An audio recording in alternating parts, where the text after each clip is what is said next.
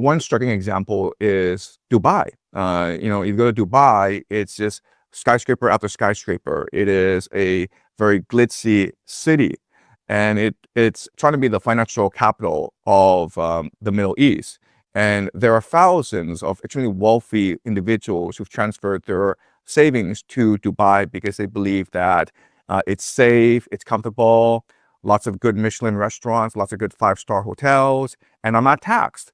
But this image of Dubai as a financial hub is now shattered by this war, and they'll never recover from this. In fact, we're already hearing rumors of millionaires just fleeing with their wealth. Now they're going to Singapore. Now they're going to Southeast Asia.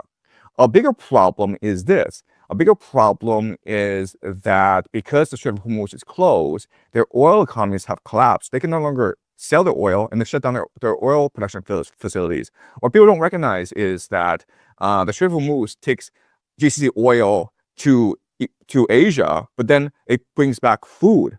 The GCC imports 80 to 90% of its food supply.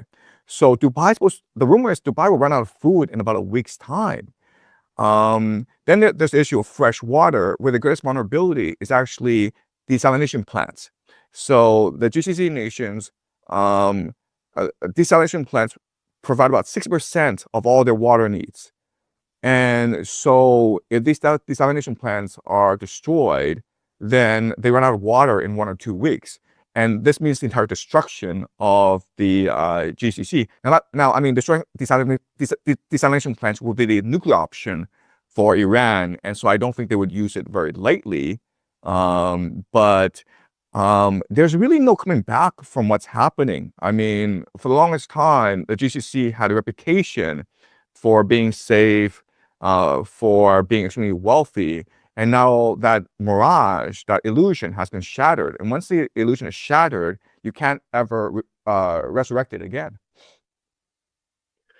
No, I very much agree. The Gulf states are not just dependent on energy, but the finance, the real estate market, which is propped up by all the expats. But what you're also describing, though, is these small monarchies selling their oils in dollar, and the U.S. in return offering protection. This was also the petrodollar system that replaced Bretton Woods once they closed the gold window. So what do you see being the possible consequences for the global economy? Right. So what Iran wants to do is basically kick the U.S. out of the Middle East for a lot of reasons. And the main advantage is that once the U.S. leaves, Iran will be able to control the Strait of Hormuz. Therefore, it will control trade access for the entire world. And that, and so the Gulf states will basically become client states of the Iranians rather than Americans. And that oil money now will be able to finance the rebuilding of Iran. So that's the end goal or the end game for the Iranians. The problem with empire is the hubris. And so another way of saying this is the empire would rather destroy the world than surrender its power, right? So the idea that the Americans will just leave the Middle East peacefully is just wishful thinking. Everyone's saying that, this war can only lead to the defeat of America. So America should just admit defeat right now and then go home and let Israel and Iran settle whatever problems that they have. Like the Middle East is not America's problem.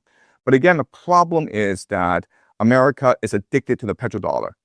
Leaving the Middle East would destroy the petrodollar. And if the petrodollar is destroyed, it would collapse the American economy as well. So America has $40 trillion in debt. And this debt is a Ponzi scheme. Like the American economy is sustained by a Ponzi scheme. And so the Gulf states, what they do is they sell their oil, get petrodollars, and then they recycle it back into the American economy, mainly by investing into AI, into data centers, which is now the main engine of growth for the American economy. So the Gulf states were to stop investing in America, the AI financial bubble would burst, and with it, the entire American economy. America would suffer a much greater depression than the 1930s. That's how dire the situation is for America right now.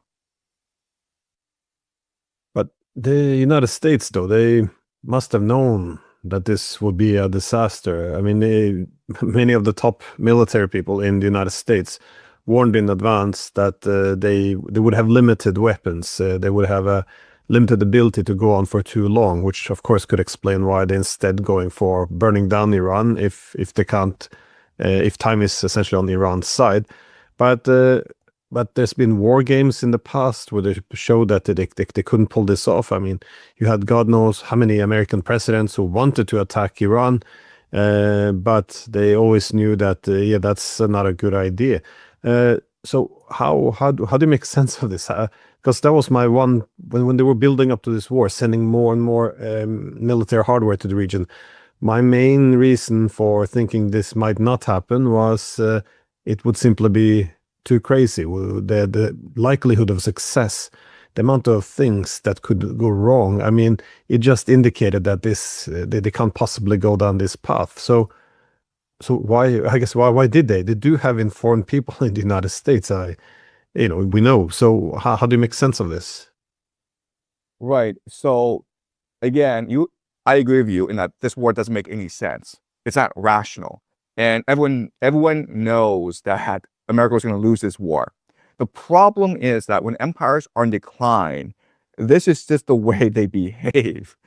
And there's just the historical record, it's pretty overwhelming in that when empires decline, they lash out against the world. They start these stupid wars they can't possibly win. They overextend themselves, and the collapse is terrible for the world.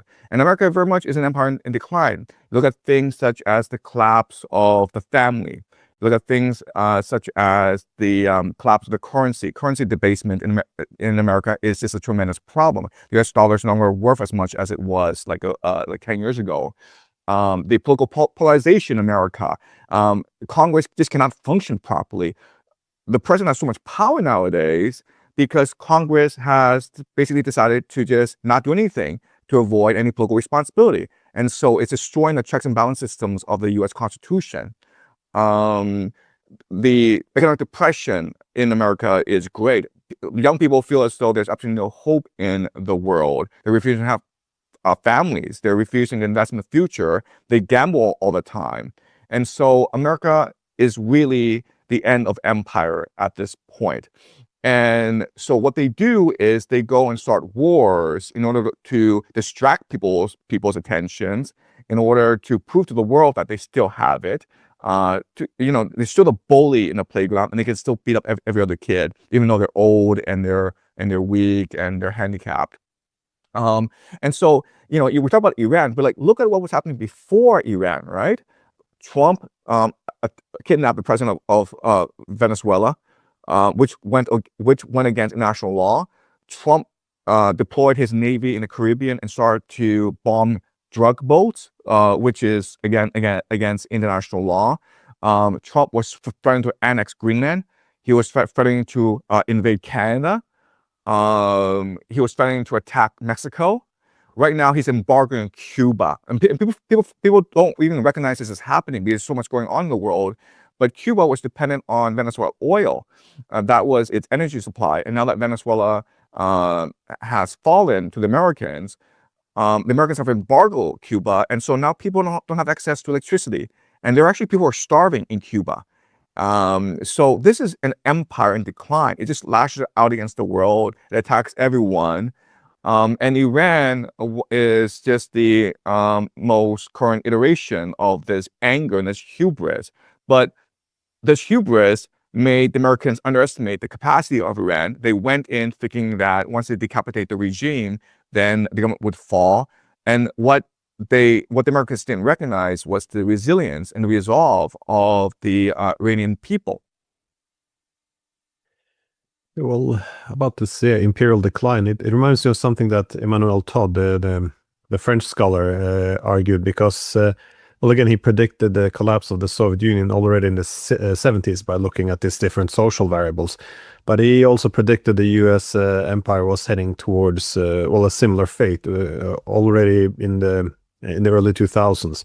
And he described essentially what you did, this strange, she called it micro-militarism, this brutal use of military force in an effort to show power when it's obviously draining. So it is an interesting development.